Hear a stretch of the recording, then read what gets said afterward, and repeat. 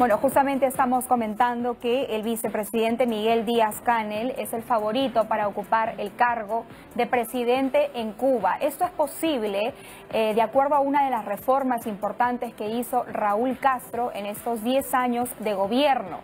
Él promulgó una norma a través de la cual se ponía un límite de tiempo para las personas que ocuparan cargos públicos, como él mismo, como presidente.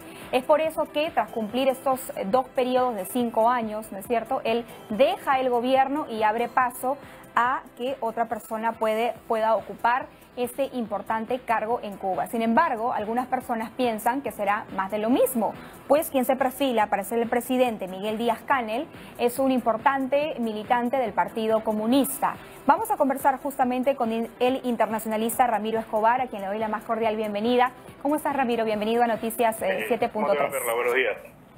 ¿Coincides con las voces que señalan que en realidad Raúl Castro va a seguir siendo el poder en la sombra y que de ser Miguel Díaz-Canel el próximo presidente de Cuba es una extensión de lo que ha venido siendo hasta ahora las décadas y décadas del castrismo? Mira, creo que es correcto lo primero, es decir, como ocurrió cuando salió Fidel Castro del poder y entró su hermano Raúl. Fidel Castro siguió siendo el poder en la sombra, siguió siendo muy influyente, ¿no? Siempre en coordinación con su hermano, pero si recuerdas, hubo varias cosas que hizo Raúl Castro que yo creo que Fidel Castro no hubiera hecho. Por ejemplo, abrir más lo que se llama en Cuba el cuentapropismo, ¿ya? Es decir, la posibilidad de que la gente haga negocios privados de diversa magnitud, no son muy grandes, algunos más grandes que otros, pero Fidel Castro creo que era relativamente renuente a eso. También a restablecer relaciones con Estados Unidos.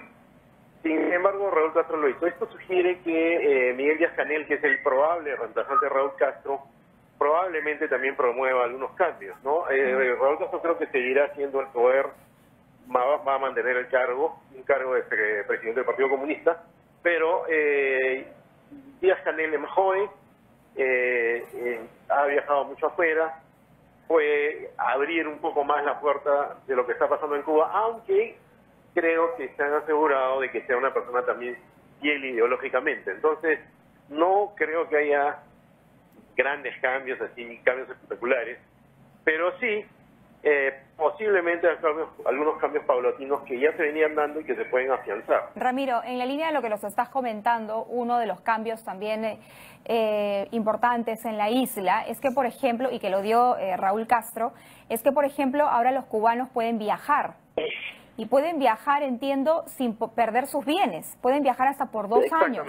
Exactamente, ¿no? Sí. El acceso a Internet, aunque sigue siendo muy caro, y eso es un poco lo que se le critica a Raúl Castro, porque muchas reformas, si bien importantes, oportunas, pero siguen siendo inalcanzables para la mayoría de los cubanos. Entiendo que 1 minuto de Internet en la isla, que además no tiene buena señal ni buena velocidad, alrededor de $1 para ellos. Sí, es así, incluso más, ¿no? Pero ya hay alguna zona de La Habana donde hay Wi-Fi. O sea, son pocas, pero es lento.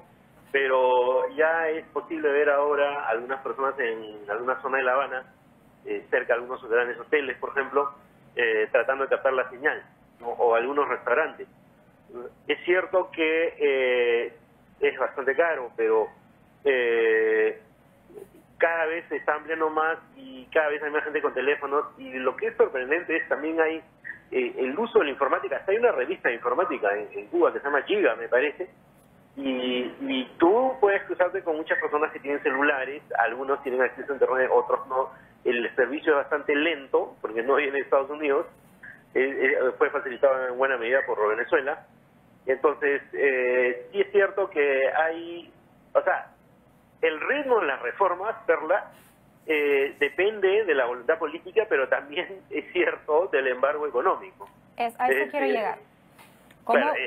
¿Cómo se perfila esta situación? Es decir, hubo un acercamiento importante, ¿no es cierto?, entre el expresidente Obama y Raúl Castro, lo que le puso fin a la Guerra Fría que se mantenía entre ambos países. Por primera vez en el año 2016, después de muchas décadas, un presidente estadounidense pisó suelo cubano, lo hizo en su momento también el secretario de Estado de Estados Unidos. justamente para avanzar en estos puntos, en diplomacia, en fin. Pero el tema del embargo económico se mantiene todavía y con la llegada de Donald Trump a la Casa Blanca, esto se ha paralizado en el sentido de no se ha avanzado mucho más. ¿Qué es lo que podría suceder?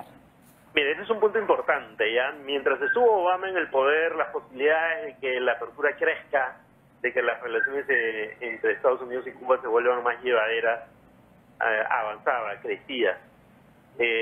Cuando entra Donald Trump, si bien no se rompen relaciones, se entra en una etapa casi de congelamiento, ¿no? Trump muestra un verbo nuevamente áspero con Cuba, Cuba reacciona del mismo modo. Hay una acusación de parte de Estados Unidos de que en la embajada norteamericana en La Habana ha habido como ataques sónicos, sonidos extraños que ha empezado a escuchar la gente que está en la embajada. Chuponeo, ¿no? Un chuponeo. No se sabe en realidad qué es exactamente, ¿no? Pero hay una controversia por eso y el último episodio lo hemos visto aquí en Lima, ¿no? Mike Pence, el vicepresidente norteamericano, critica fuertemente a Cuba y a Venezuela, y el canciller Bruno Rodríguez, que estaba acá, le responde también de manera flamígera. Esos episodios creo que difícilmente se hubieran vivido en la época de Obama, donde más bien el trato era cordial, distante, pero respetuoso.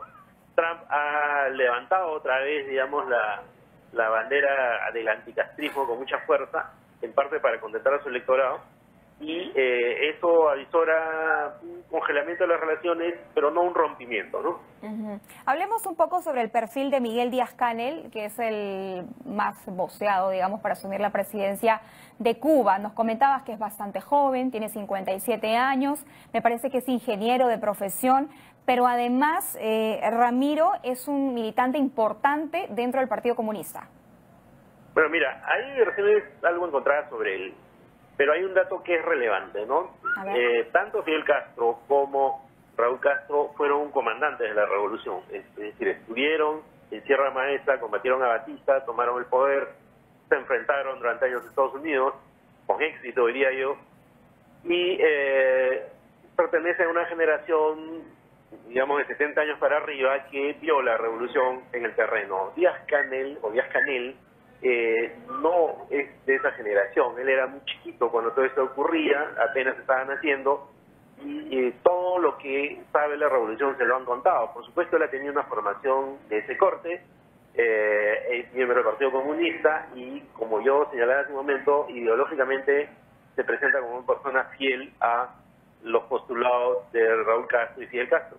Sin embargo, él es alguien que ha viajado afuera, él es alguien, digamos, un poco, se le considera, por ejemplo, un poco frío en el trato, pero relativamente también informal. Un amigo que vivía en Cuba me contó que cuando él, por ejemplo, era gobernador de una de las provincias de Cuba, ahorita no recuerdo cuál exactamente, pero él autorizó un festival de transexuales, ¿no? Cosa que era un poco difícil para las personas de una generación mayor.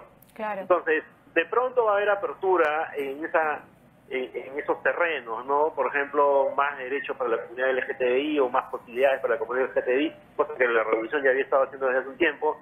De pronto habría que ver qué va a hacer con el cuentapropismo. Él es un hombre relativamente joven que ha visto eso en crecer cuando tenía una edad para involucrarse, incluso en algún negocio de ese tipo. No sé si lo hizo, pero es muy probable que amigos de él sí lo hayan hecho, ¿no? Cosa que no ocurría, por ejemplo, con Raúl Castro y Fidel Castro, ¿no? Bien, Ramiro, muchísimas gracias por esta comunicación. Ha sido Ramiro Escobar, internacionalista, comentando sobre este suceso histórico en Cuba. La legislatura comienza hoy, miércoles 18, en una sesión histórica que se va a prolongar hasta mañana. Y serán estos 600 o más de 600 parlamentarios cubanos los que van a escoger al próximo presidente de ese país. De hecho, hay mucha expectativa también en Miami de parte de la comunidad cubana en esa ciudad.